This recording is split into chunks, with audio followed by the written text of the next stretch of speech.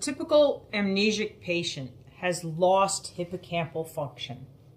This is what they've lost. And so as a result, what can't happen? Well, neither semantic nor episodic memories can be formed. So there are no new semantic memories and no new episodic memories. Declarative memories are no longer formed without the hippocampus. In contrast, existing semantic memories are intact, and they are going to continue to be intact. They are not dependent on the hippocampus.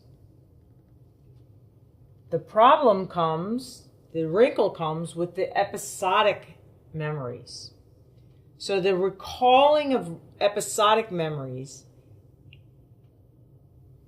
uses the participation of the hippocampus. If the hippocampus is not working well, this is going to be impaired. And typically we don't have an HM experience. We don't go from having 2 hippocampuses to having no hippocampus. Usually what happens is the hippocampal function has some decline, and as that decline occurs, there's less and less ability for these episodic memories to be reconsolidated and remembered again. So let's look at what that is going to create.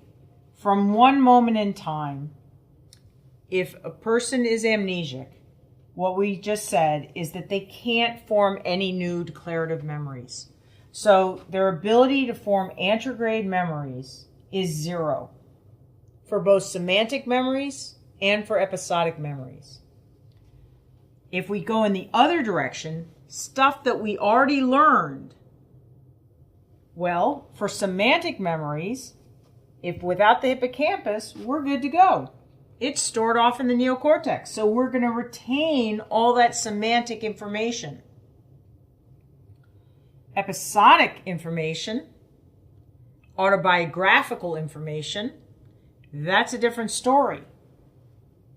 It depends on how often this reconsolidation has occurred, how strong that memory access, how much that memory access has been strengthened. And as you may imagine, older, very important events have been reconsolidated time and time again. And so an individual doesn't lose those as easily as something that happened, say, 5 days before they lost their memory. The most recent memories have been reconsolidated the fewest times, and the access to those memories is the weakest. And so these start to go. And then something that happened a year ago, the person can't remember, but they can still remember something that happened 5 years ago. And then that starts to go. And then they can only remember things that happened 10 or 15 years ago. And then they can only remember things that happened when they were teenagers. And then they can finally only remember things that happened during their childhood. So episodic memory is lost in the retrograde direction in a graded way, with the most recently formed memories being lost first and the oldest memories being lost last. And this is the classic clinical picture of what amnesia looks like.